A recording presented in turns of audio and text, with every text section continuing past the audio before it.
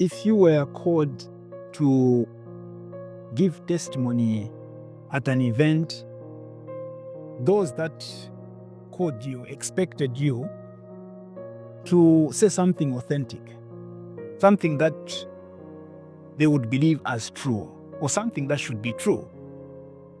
Because if you are called as a witness in court and you go there to tell a lie, and it is discovered that actually it was a total lie that you told, it's a serious crime.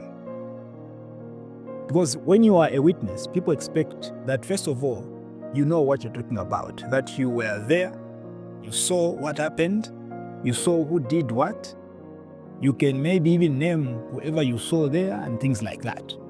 And that is what they expect you to come and say when you're called as a witness, or as they say, to testify. Jesus in today's gospel talks about testifying or giving testimony. And he refers to John as one who came to give testimony of Jesus himself.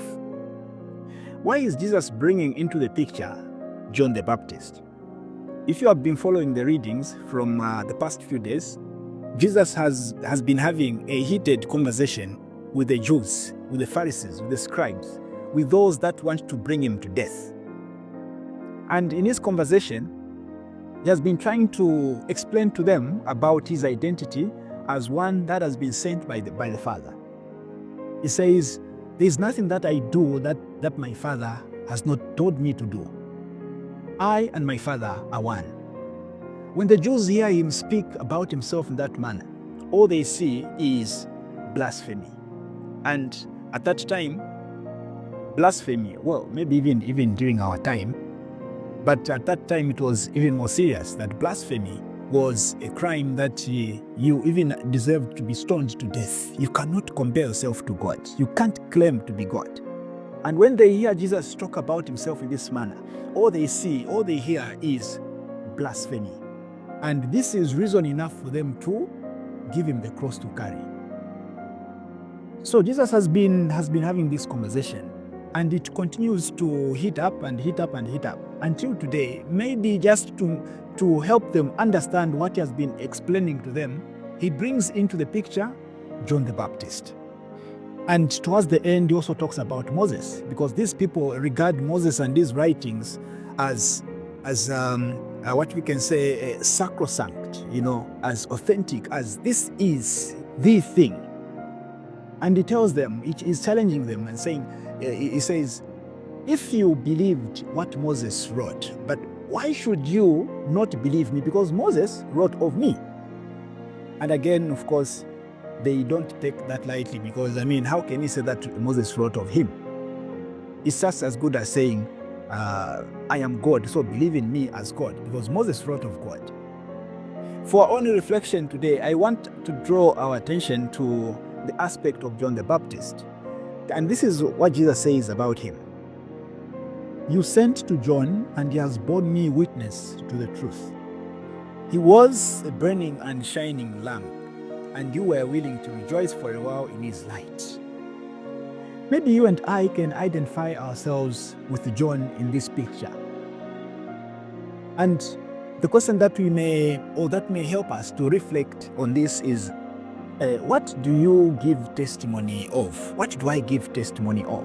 Or what language does my life speak to others? A testimony is supposed to be true. A witness gives a true testimony. A witness gives something authentic to those that need it. And this is what John did. And our whole life should be this exact testimony, that it should say something true about Jesus himself. Jesus says he was a burning and shining lamp. That even ourselves are called to be the burning and shining lamp of our communities, of our families, of our society, so that through us, many people may come to the sure knowledge of who Jesus is in their life. You cannot be a disciple and not give testimony of the Jesus that you are a disciple of, the Jesus that you follow, the Jesus that you have believed in. Today we are called upon to be John the Baptist. We don't have to say anything for people to know that we believe in Jesus and that we are giving testimony of Jesus. It is through our attitude, our behavior, the things that we say to others, the things or how we treat other people. It is through that disposition that people will come to know that indeed this person is a true testimony of Jesus. What did you give testimony of? Or is your whole life a lie? Is your whole life just a false testimony? What do I give testimony of? We have to reflect on our lives and see if indeed we give the authentic testimony of the Jesus that we believe in. Otherwise, he would not use the same words that he uses about John the Baptist. Amen.